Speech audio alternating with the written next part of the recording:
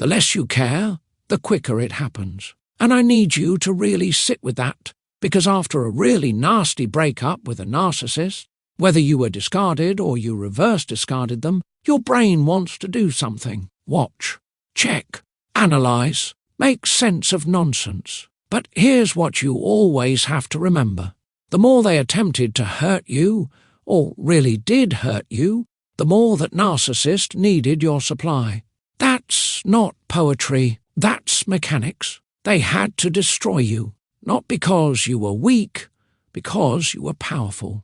They needed to tear down anything they could emotionally get their hands on so they could feel good about themselves. That was the goal. Now, let's talk about this new supply thing, because people get this part twisted. A new supply is not a new partner.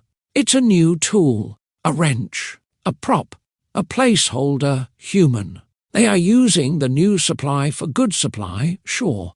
Admiration, attention, ego strokes. But trust and believe you are still the primary source of supply. Because now they're getting negative supply from you. Your silence, your confusion, your pain, your distance. They can feel it. That's why they act the way they act. And when you really zoom out and look at all of this, it's insane.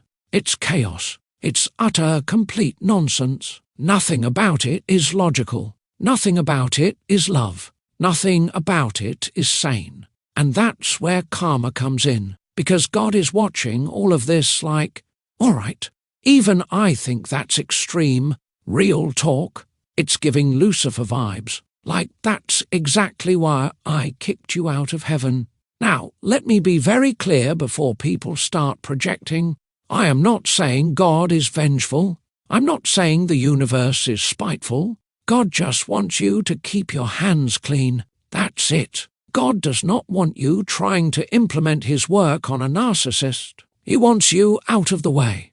Because what he has planned is bigger than anything you could ever do emotionally, spiritually, or strategically. Think about Double Dutch. That kid standing on the side, bobbing back and forth, waiting for the beat, waiting for the rhythm. When God jumps in, them ropes start moving double time, because what's about to happen isn't petty, it's structural. And here's the part people don't like. There's a high likelihood you're not even going to see it. Some of you do, especially if you're grey rocking, but for most of you, especially the ones without kids tying you to the narcissist, God doesn't want you anywhere near that mess. Because karma isn't entertainment, it's balance. The universe is recording everything, and this is wild to say, but even the universe is shocked. God makes planets. The universe creates worlds millions of times bigger than ours, infinite intelligence, and still, the narcissist somehow managed to surprise the system with how far they went. But listen, you cannot surprise the universe and get away with it. Everything they did to you is coming back, not because you wished it, not because you manifested it, but because the universe doesn't like chaos without purpose. And here's the simplest truth people overlook.